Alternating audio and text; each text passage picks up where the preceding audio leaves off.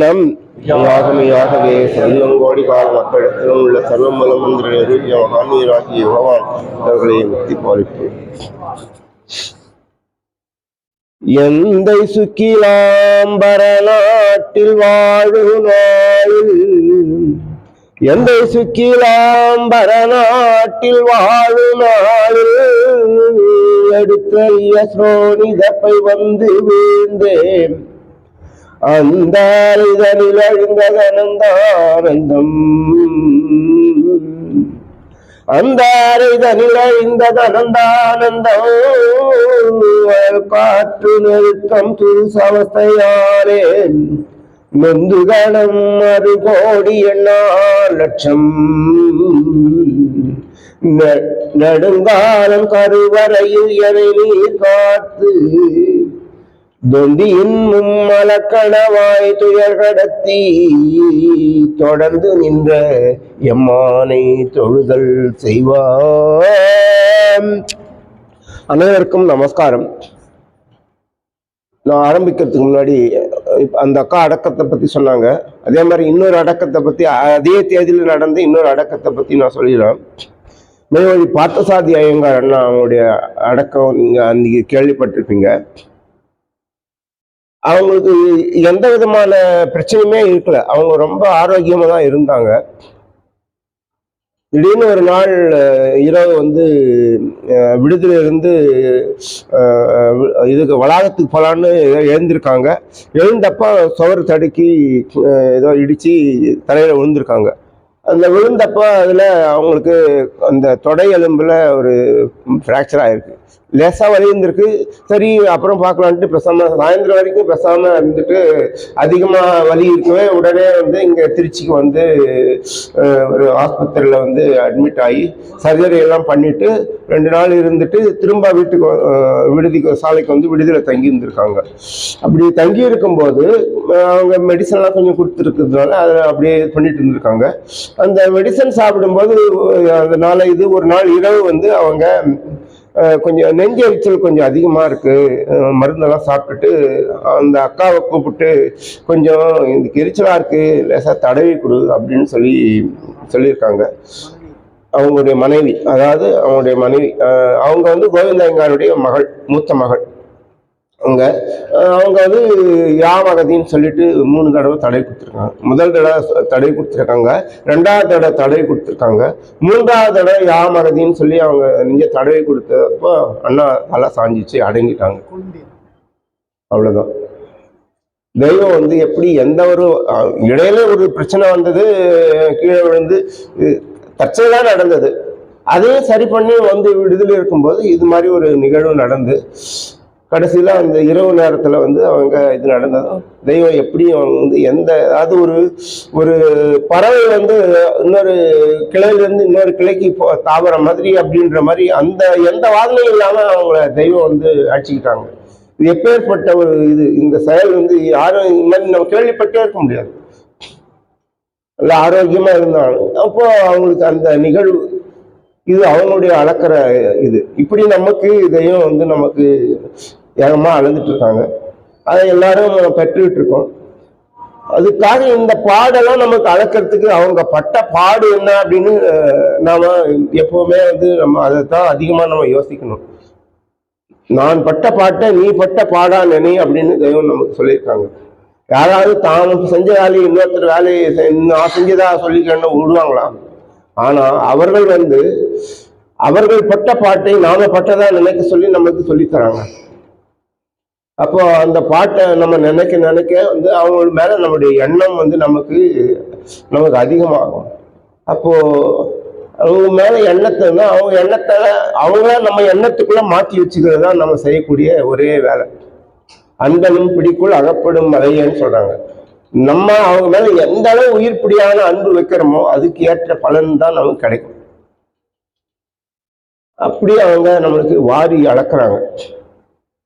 சரிங்களா? இப்போ ஒரு சின்ன நம்ம எல்லாரும் வலையெல்லாம் உபயோகப்படுத்திருக்கோம். நிறைய வலைகள் இருக்கு. என்னென்ன வலை கொஞ்சம் சொல்லுங்க பார்ப்போம். வலை, கொசு வலை, அப்புறம் மீன் பிடிக்கிற வலை, அதுக்கப்புறம் இது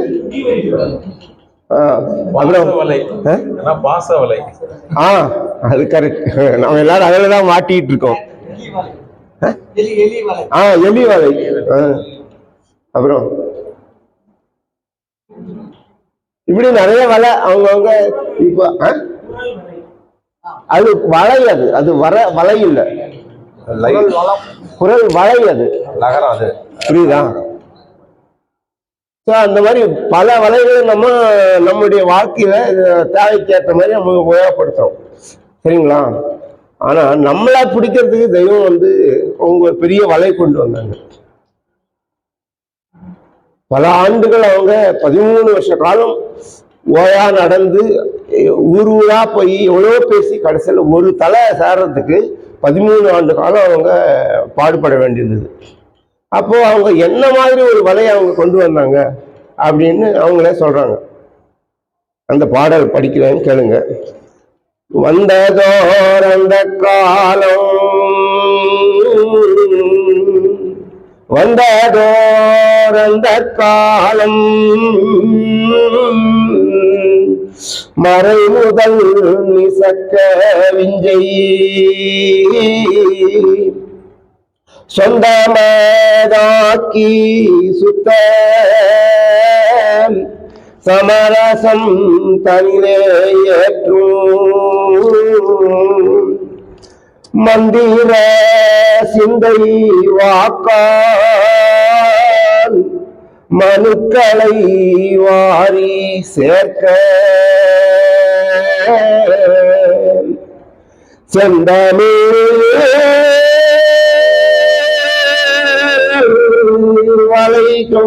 வளை கை கொண்டு திருப்புத்தூர் வந்த அம்மா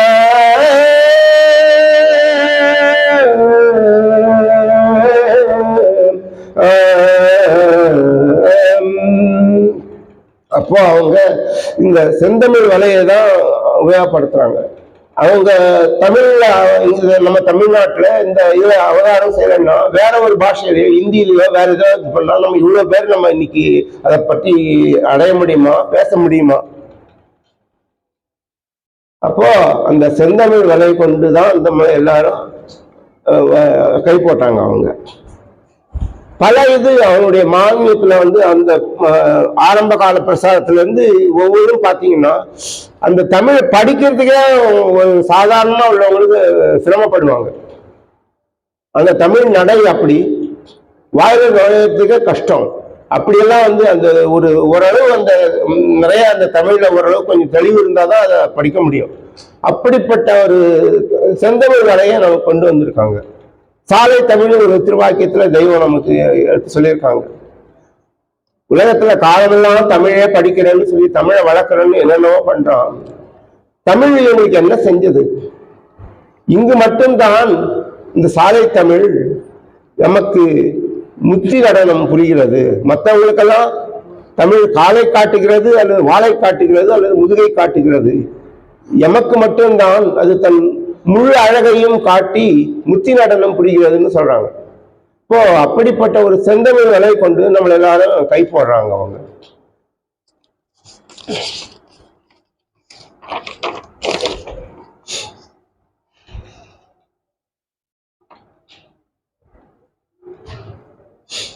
அடுத்த பாடல சொல்றாங்க.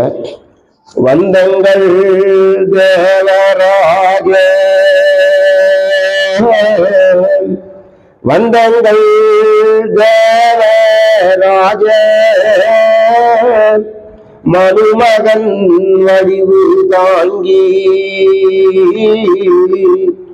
மந்திர ஜீவ சிம்மம் சனமதில் வயங்கும் நந்தி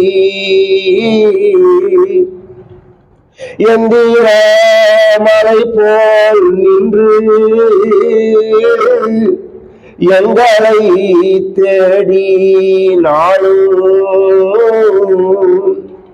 எந்திர மலை போல் நின்று எங்களை தேடினாலும் சிந்துமா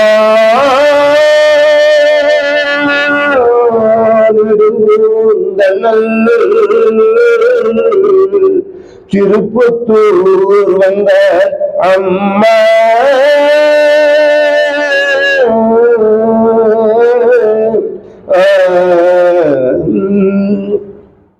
இப்ப நமக்கெல்லாம் இதை கொடுக்கறதுக்காக அவங்க அவதாரம் செய்யறாங்க. அவதாரம் செய்து பல வருடங்கள் ஆயிற்று. அவர்களை கை போடுறதுக்காக ஏற்கனவே தேவ சபையில நிர்ணயித்தபடி பாட்டையர் அவங்க பிறந்து 600 ஆண்டு காலம் அவங்க வாழ்ந்திருக்காங்க. கடைசியா நம்ம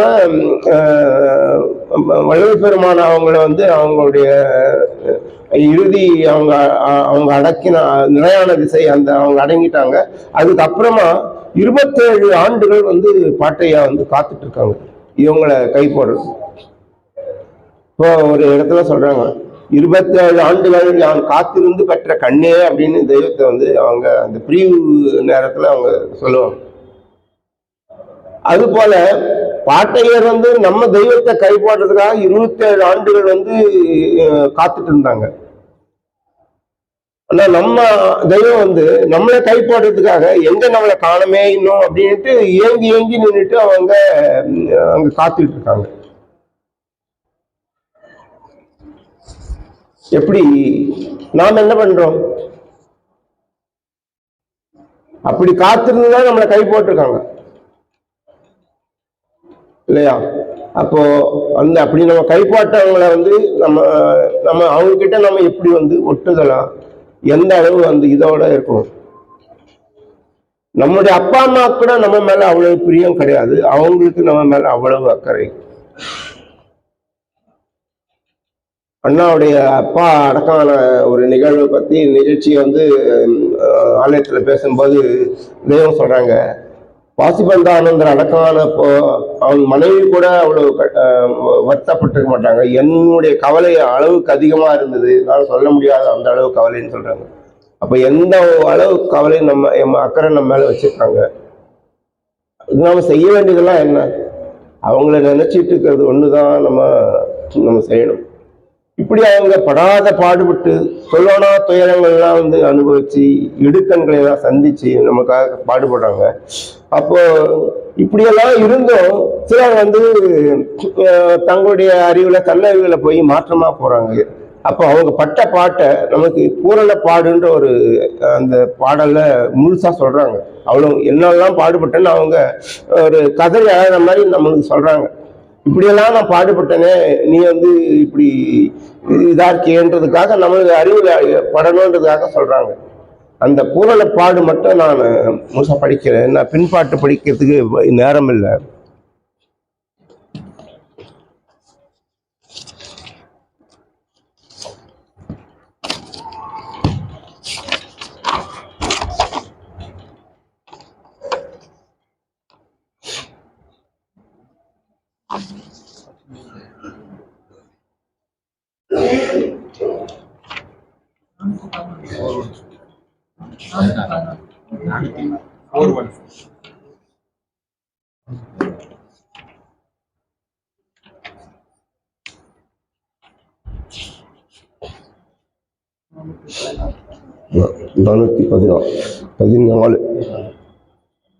பூரணப்பாடு பின்பாட்டு படிக்க வேண்டாம். இன்னும் நிறைய பேர் அவங்களுக்கு முத்தி பெருக்காத நேரம் ஒதுக்கணும். அதனால நான் மட்டும் படிச்சிடறேன்னு சொல்றேன். கூட வரனா சேர்ந்து படிங்க. படிப்பேன் ஒன்றும். உங்களுக்கு ஜீவபதி வதசங்கள் உரைத்த சிங்கேரும் கங்கணவ திருவாழ்வதியில் காட்டில் தரசு பண்ணி கதிவனக்கே பெருக்கி ஆழி கடல் கொதிக்கும் ஒளி கருநெருப்பில் சூட்டி அடி பட்டிடாது சொர்க்கபதி சந்ததியாய் தாவும் சாவாவரங்கள் தான் பெறுவார் என்று எண்ணி ஊழிவிதி கோட்டு வழி ஓடி வர வேண்டுமென்று இப்படிக்கு என் தலைவேல் ஏற்றிய விதிப்படியே அன்று முதல் இன்றளவும் அழுப்பயர்ந்து பாராது ஓடி வந்தேன் காலமெல்லாம் ஒரு 40 ஆண்டாக கூவி நின்றேன் பாவுலகில் கொண்ட பகல் ராவும் இல்லை ஆதியிடம் ஜோதி வரம் அல்லாம் பெறுவார் என்று ஓடி நின்றேன் பாவுலகில் உற்ற நலித்திரல் மண்ணிலுற்ற என் பாடு மாதவத்தோ தானல்தான் துணையில்லா என் பாடு தூயமறை தான் புலம்பும் ஐயா பதவி மனு அகழ்ந்து பாடுபட்டு சேர்த்தெடுத்து ஒரு பகுதி சிறுபகுதி ஆயாச்சே போன பெரும்பகுதி பொட்டையகங்காரியரால் இவருக்காய் பாடுபட்ட என்ன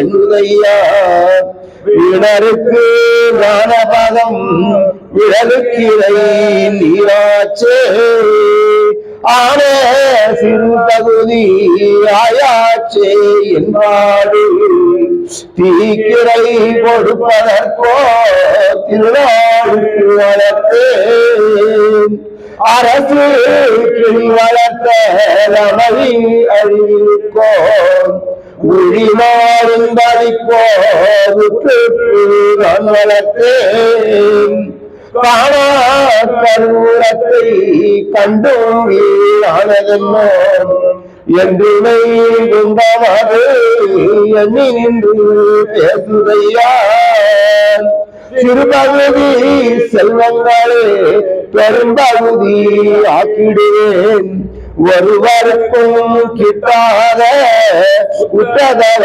தோன்றிடுங்கோ உறக்கம் விட்டு தவ கச்சை கட்டி காட்டில் தவ கச்சை கட்டி கதிவணக்க பெருக்கி உணமிராமை தவத்தில் ஊன்றி இடைவறிந்து காலில் தவம் முடித்து கனகமணி நாடான மந்திர சந்ததியாய் வந்து பிறந்த மக்கா செந்தி வந்து மேலே தீண்டாது நெருப்பாறு வைப்பாலம் நீந்தி வரும் நேரவெங்கு மூர்த்தி முனிவர்கள் முன்னுள்ள தேவரெல்லாம் மனமகிழ்ந்து பரமபத வாழ்வேறி அழியாயில் ஆட்சிதன காக்க வந்த மேலாயில் சாவாரம் தனக்காய் சேர்க்க வந்த மேலாயில் ஒளிவிருந்த வானில் பெற்று ஒளிவாயரில் வளர்த்தேன் அங்கங்களாய் பற்றி நின்று அனைத்தையும் கைமையாக பொங்கும் பெரு வாழ்வேறி பொற்பதி காலாயிடுவே.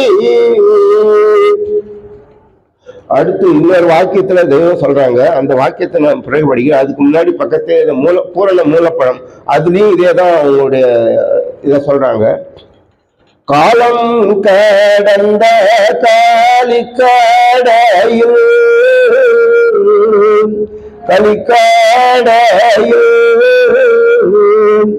ஆலம் மதிரும் பாரநாள் முன்னாளின் நாள்கென்று வைத்திருந்து மூல பண்டாரமிங்கறி வந்து ஜகாதி அந்தம் வீழங்க நம்பியங்க வாரி வழங்கினாள் முந்து மீனே சங்கோடு கையுவான் சன்னதங்கள்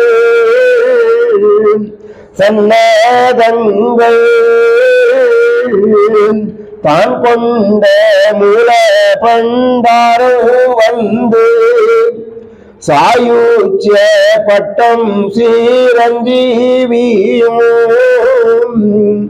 சிரஞ்சீவியும் சாவாளரம் பிரம்ம பட்டங்களும் மால்பட்டமும் கையடக்கி கொண்டு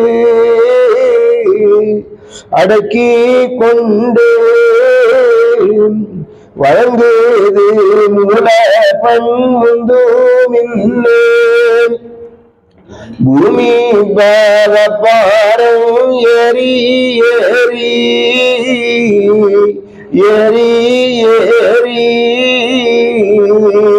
பொங்கி வீழும் நாள் நேர்ந்து தம்ம மிஞ்சும் மனு மூளை வித்து கன்று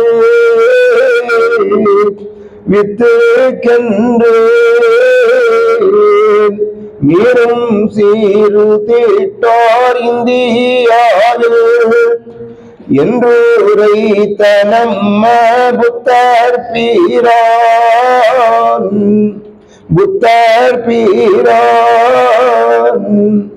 ஏற்றி வீடுத்த திருமுகமே வாக்கான வாக்கீது செல்வாக்கென்று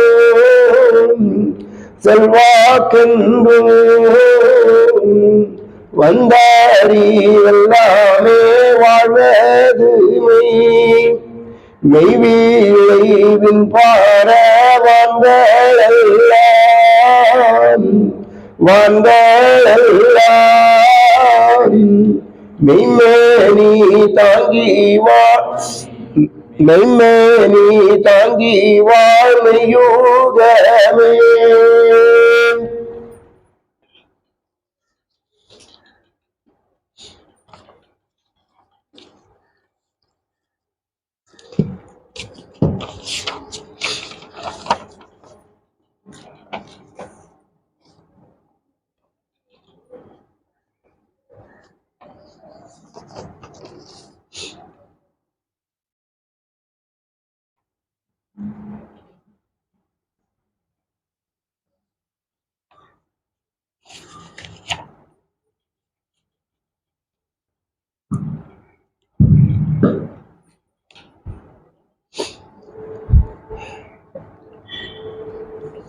திருமையான குரல் வாக்கியம் 7.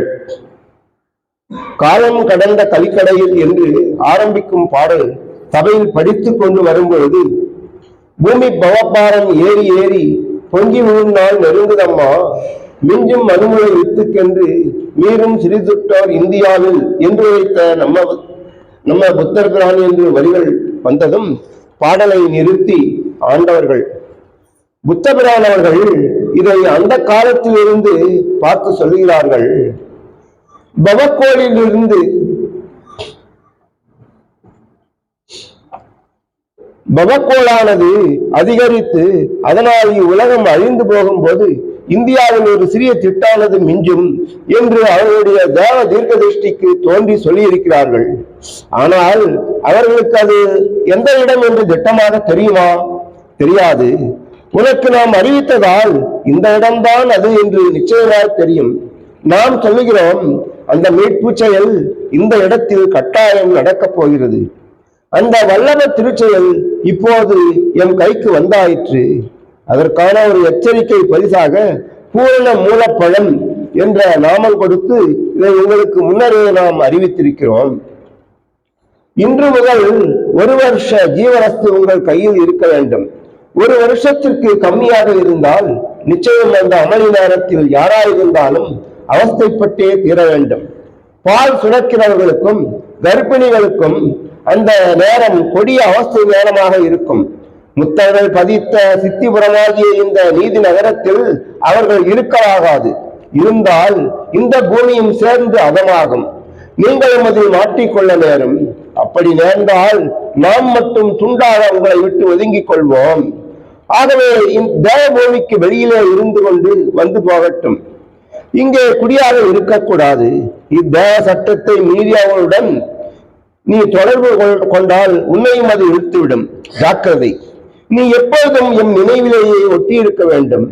பிரளய கோர அவஸ்தையில் இருந்து தப்பி பிழைக்கிற ஆண் பெண் எல்லாரும் மேற்சொன்ன பத்தியத்தில் ஜாக்கிரதையாக இருக்க வேண்டும். வெளி உலகத்திற்கும் இத்தேவ பூமிக்கும் இடையில் வித்தியாசம் தவத்தளவில் வைத்து எவ்வளவோ கோடா கோடி இருக்கிறது. அது அவனுக்கு தெரியாது.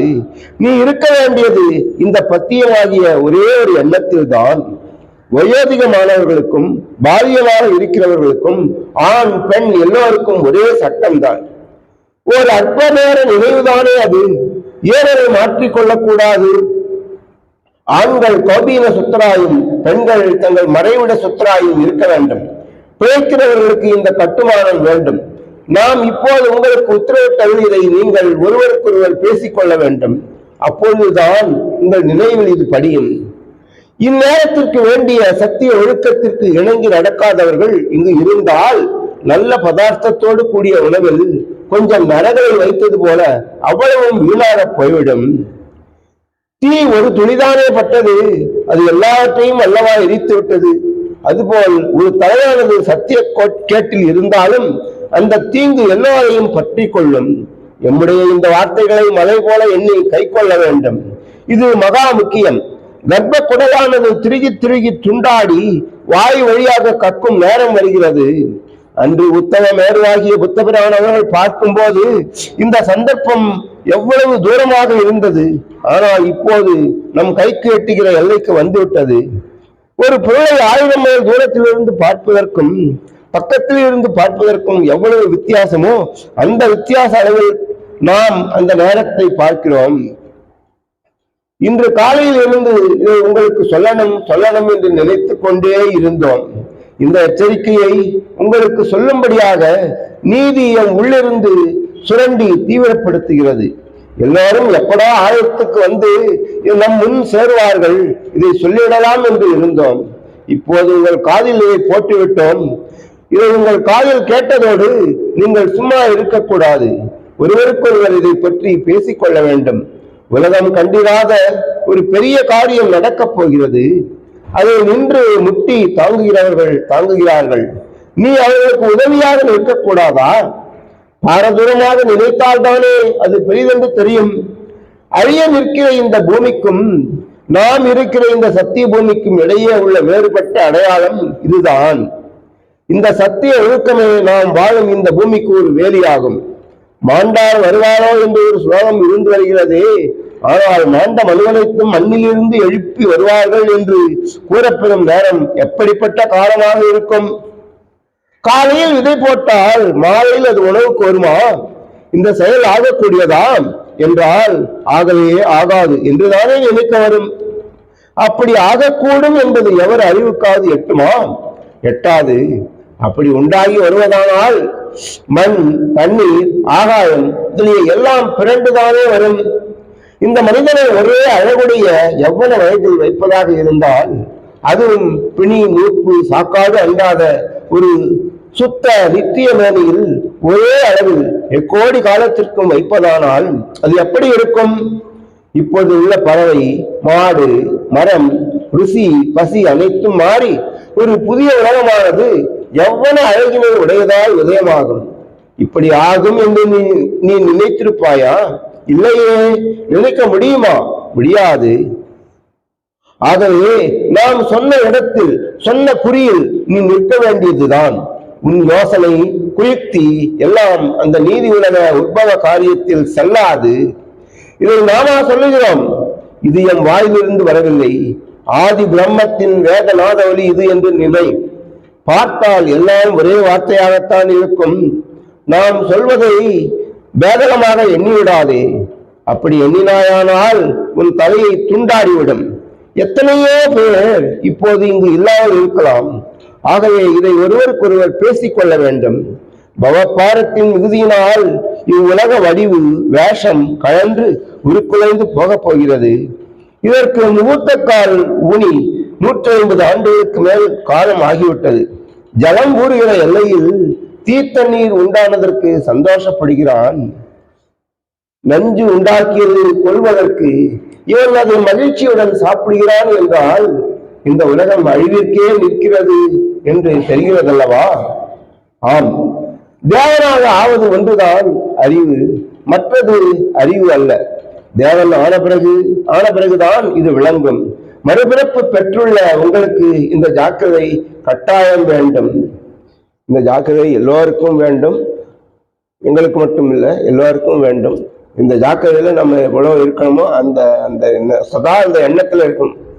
நின்றதொரு பிரளயத்தின் அதிசயங்கள் நெடுங்காலம் நீ இருந்தே காண வேணும்னு நமக்கு ஆசீர்வாதம் பண்றாங்க. யாருக்கு அந்த வாக்கியம் கிடைக்குதுன்னு நமக்கு தெரியாது. அப்படி வருகின்ற நேரத்துல சாலைக்கு வெளியே ஒரே அக்னி வேலிதான் இருக்கும் அப்படின்னு சொல்லியிருக்காங்க. இன்னும் ஒரு வாக்கியம், சின்ன வாக்கியம், அது மட்டும் படிச்சிடும்.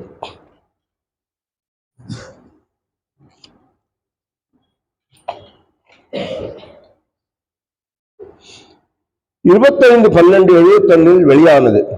பதிமறைவு என்று அடிக்கடி காகபசுந்தர் பிரான் அவர்கள் தங்களின் ஜீவ மந்திரத்தில் சொல்லி வருகிறார்களே, அதை கேட்கும் போது உங்களுக்கு அச்சமாக இருந்ததல்லவா? ஆம், ஆனால் எமக்கு அச்சமாக இருக்கவில்லை. இன்னதைத்தான் அவர்கள் குறிக்கிறார்கள் என்று நேற்று இரவுதான் எமக்கு வெளியாச்சு. கற்பகத்துக்குள் நுழைவதை, அந்த திருமாளிகைக்குள் நுழைவதைத்தான் பதிமறைவு என்று கூறியுள்ளார்கள். அந்த பதிமறைவு என்று கூறியுள்ளார்கள். அந்த கற்பக மாளிகை யாருக்கும் எட்டாத ஒரு மறைவான இடம், அடையாளம் இல்லாத இடம், வெடிவு காண முடியாத இடம். அந்த தவோன்னத எல்லையில் அதன் மேல் போய் நின்றோம். உடனே அங்கு இடம் கொடுத்து கொழு கொழு என்று உள்ளே இறங்க மறைந்தோம். இதைத்தான் மறைவு என்று அவர்கள் கூறியுள்ளார்கள். அந்த நாள் முதலே எமக்கு பசி என்பது இல்லாமல் போக உணவு தேவையற்றதாக ஆகிவிட்டது. அந்த கற்பக மாளிகையில் நுழைந்ததும் 9 கிரகங்களும் ஏகவியாழனாக மாறிவிட்டன. அப்பத்தான் ஏகவியாழ ராசி என்பது கைவரவாயிற்று. 9 கிரகங்களும் வியாழனாக மாறி கையில் வந்தது. எந்த சம்மனுக்கும் எந்த காலத்தும் இல்லை, ஈசனுக்கும் இல்லை. ஏனெனில் அந்த மகோன்னத அருந்தலமானது யாரும் எட்ட முடியாத ஒரு மறைவில் இருக்கிறது. அந்த கற்பக மாளிகையில் தான் மூப்பு நீக்கும் வல்லபம் இருக்கிறது. கையில் உள்ள 5 விரல்களும் வேறு வேறாக இருந்தாலும் ஒரே நோக்கோடு இப்படி ஒரு வேலையை செய்கின்றனவோ அப்படியே 9 கிரகங்களும் ஒருமுக நோக்கோடு ஏகவியாழனாக ஆகி செயல்பட நிற்கின்றன. இன்னும் ஒரு முதல் மாணாக்கன் எவ்வாறு தன் ஆசானின் ஏவலை குறிப்புணர்ந்து செய்ய நிற்பானோ அவ்வாறே அவைகளும் குறிப்புணர்ந்து எம் ஏவலை செய்ய நிற்கின்றன. முன்னே நாம் சொல்லி செய்த செயல் இப்போது சொல்லாமலே அவர்களால் செய்து முடிக்கப்பெறுகிறது. கூர்மதி கொண்டு கவனிக்கிறவர்களின் நிலையில்தான் இந்த ஆச்சரியம் அன்பேறி பூத்து நிற்கும் என்று நமது குலதெய்வம் திரு பிரமோதய மெய்வழி சாலை ஆண்டவர்கள் திருவாய் மலர்ந்து அருளினார்கள். இப்படி நிறைய சொல்லியிருக்காங்க. நாம நூலை படிக்கும் போது நமக்கு அது நமக்கு வரும். எல்லோருக்கும் நமஸ்காரம்.